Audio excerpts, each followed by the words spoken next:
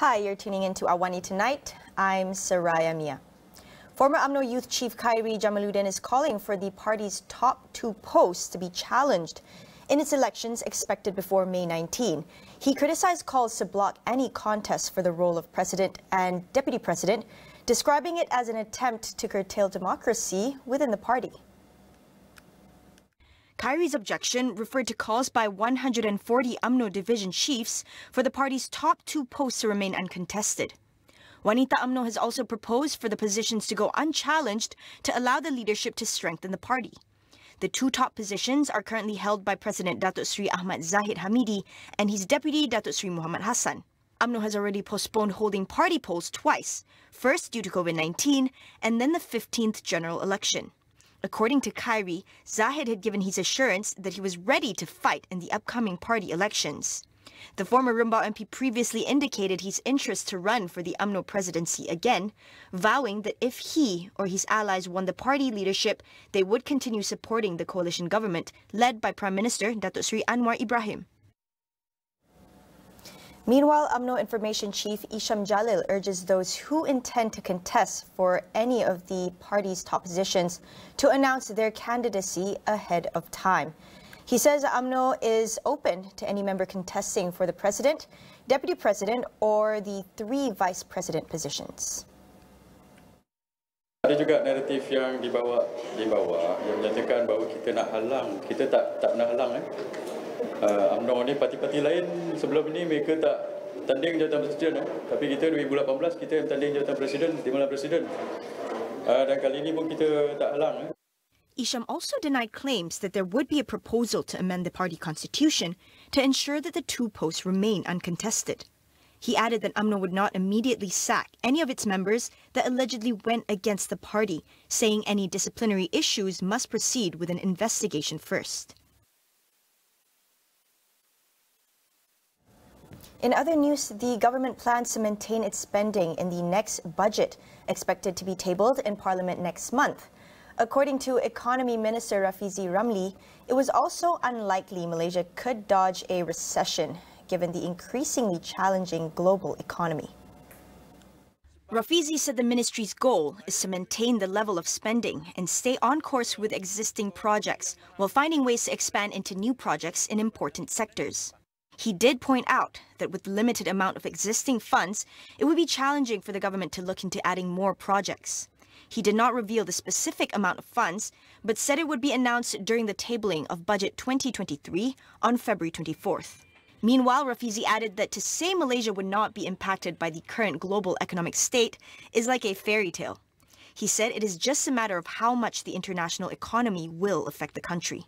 Though he said the gross domestic product for the third quarter of 2022, which performed better than expected, is a sign the economy is recovering. The Department of Statistics Malaysia reported the country's GDP to have grown 14.2% in the third quarter, compared to the period the previous year. The license of the volleyball coach who was caught slapping two teen players has been revoked. Youth and Sports Minister Hannah Yeoh said the decision was made to ensure safety and well-being of young athletes and school children. The coach is also prohibited from conducting any training activities, including in school setting. Yeoh said her ministry with the National Sports Institute will ensure all coaches have the necessary qualifications for providing a safe and respectful environment for students. Meanwhile, Education Minister Fadlina Sidek said the coach's status as a teacher will be decided by the State Department of Education. Last week, a video went viral showing a volleyball coach slapping two teenage girls during the Under-14 Youth Volleyball Championship in Kota, Johor. The coach has publicly apologized and said that he was ready to accept any disciplinary action from authorities. The rate of COVID-19 deaths is lowest among those given their booster doses of the vaccine. The Health Ministry said the COVID case fatality rate was the highest among those unvaccinated, coming up to 1.43%. Data between July to December last year showed the case fatality rate among those fully vaccinated stood at 0.54%, followed by 0.13% for those who had their first booster dose and 0.1% for those with their second booster. Health Minister Dr. Zaliha Mustafa urged the public to get their second booster shots in light of the spike in COVID-19 cases in China and the reopening of its borders. She advised those who received their first booster dose more than 6 months ago to get a second one instead of waiting for the bivalent vaccine, which targets the Omicron subvariants BA4 and BA5 in addition to the original COVID strain. Only half of the population received their first booster dose, while close to 2% have received their second booster dose. Malaysia may consider halting palm oil exports to the European Union EU in retaliation for its proposed deforestation regulation. Deputy Prime Minister Datuk Sri Fadila Yusof, who is also Plantation and Commodities Minister, says this is one of the country's options to deal with the EU's negative palm oil campaign. He said Malaysia would consider engaging experts from overseas to counter decisions made by the EU if needed. Fadila also added that Malaysia would involve Indonesia as the world's largest producer and exporter of palm oil in the discussion during his work visit to the country at the end of this month. According to him, the EU's deforestation rule negates progress made by Malaysian palm oil players to comply with sustainable palm oil production. Europe is the third largest importer of Malaysian palm oil, accounting for 9% of total exports. The proposed deforestation regulation prohibits the sale of certain products in the EU market if it was not produced according to the local law in producing countries or if they are linked to deforestation. Traders placing products on the EU market, including palm oil, cocoa, soy, coffee, beef, or timber, must have proof of compliance to these new requirements after the regulation is passed in the European Parliament. The fast-growing esports industry is buzzing with energy, attention, and funds from competitors, fans, and sponsors. Can policymakers keep up? We ask esports enthusiasts what is needed to take esports in Malaysia to the next level. Tonight on Consider This.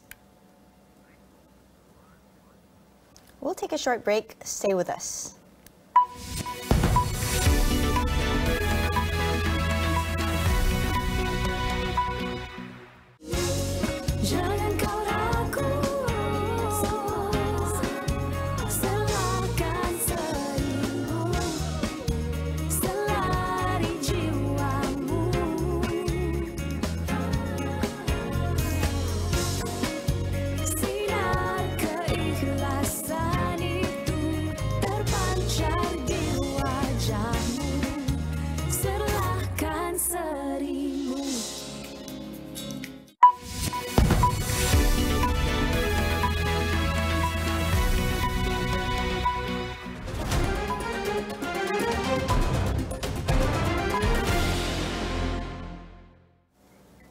The relocation of the Indonesian capital from Jakarta to Nusantara is perhaps the country's most ambitious project in history.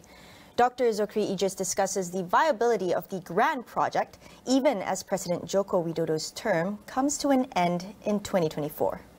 Even for Malaysia, we are actually looking at the prospect of shifting the capital city of Jakarta towards Kalimantan. In fact, in this current visit of the Prime Minister, we have seen 11 letters of intent that has been signed and given to Indonesia. And we all know that the president's intention to move to Kalimantan is somehow not a smooth transition from the local Indonesians themselves. So it's really interesting to see whether the president is able to seal off that is going to be a shift from Jakarta to Kalimantan, and that has also been resonated by the government servants and all of the stakeholders to actually move to Kalimantan. Because what we fear is when President Jokowi leave the administration, when the time comes, Kalimantan is no longer be at the topic of discussion, whereas we have already done some impact analysis on how that it can actually bring economic implications to Sabah and Sarawak. Everyone is actually looking forward to that in terms of Borneo regional connectivity, and that connectivity will be halted if this plan of shifting from Jakarta to Kalimantan is not realized or materialized. More on the international front. the U.S. and Japan have unveiled plans to strengthen alliance to help counter threats from North Korea and China, which they deem as the greatest challenge in the region.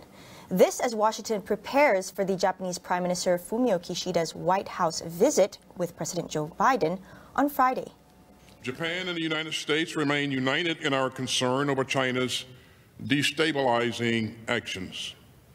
And I want to reaffirm the United States' ironclad commitment to defend Japan with the full range of capabilities, including nuclear, and underscore that Article 5 of the Mutual Security Treaty applies to the Senkaku Islands.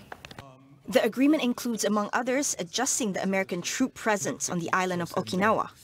Japan's defense ministry also earlier announced it was ready to start construction on an uninhabited island where the two militaries will hold joint military exercises. Japan previously said it would increase its defense spending to 2% of gross domestic product over 5 years, making its defense budget the world's third largest. This reflects a major shift in Japan's priorities amid growing concerns of a potential Chinese military action against Taiwan and North Korea. Kishida, on a week-long trip to visit allies in Europe and North America, has signed a defense agreement with British Prime Minister Rishi Sunak on Wednesday that strengthens military ties between their two countries, also in response to China's increasing military assertiveness.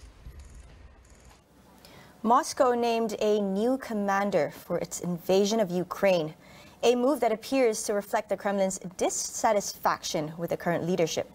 This happened while Russian forces complete its capture of the salt mining town Soledar in eastern Ukraine, though the Ukrainian military said the battle was not over. Chief of the General Staff Valery Gerasimov was appointed as overall commander for what Moscow calls its special military operation in Ukraine, now in its 11th month. The change effectively demoted General Sergei Surovikin, who was appointed only in October. Meanwhile, newly released satellite pictures have revealed the large-scale destruction in the eastern Ukrainian cities of Bakhmut and Soledar from heavy Russian bombardment. Russian forces claimed they had captured all of Soledar and killed about 500 Ukrainian soldiers after heavy fighting. Ukraine's military, however, denied that Russian forces had taken control of Soledar and that heavy fighting is still ongoing. While Soledar's fall may not be a turning point for Russia to win the war, it would offer them springboard to conquer the areas of Donetsk province that remain under Ukrainian control. Meanwhile, Australian Catholic Cardinal George Pell, who was convicted then acquitted of child sexual abuse, was denied a state funeral in Victoria. State Premier Daniel Andrews said this was to avoid distress for victims of abuse. The former Vatican treasurer died on Tuesday, aged 81. He is Australia's highest-ranking Catholic and the most senior clergyman ever jailed for child sex offences. State funerals are frequently offered to notable public figures in Australia, but the Premier of Victoria, where Cardinal Pell was born and spent about half his career, said no such funeral would take place there. A jury in 2018 found Pell had abused 2 boys while Archbishop of Melbourne in the 1990s. He spent 13 months in prison before the Australian High Court quashed the verdict in 2020, finding the jury had not properly considered all evidence at his trial. That's all on the show tonight. Thanks for watching. I'm Soraya Mia and we'll see you soon.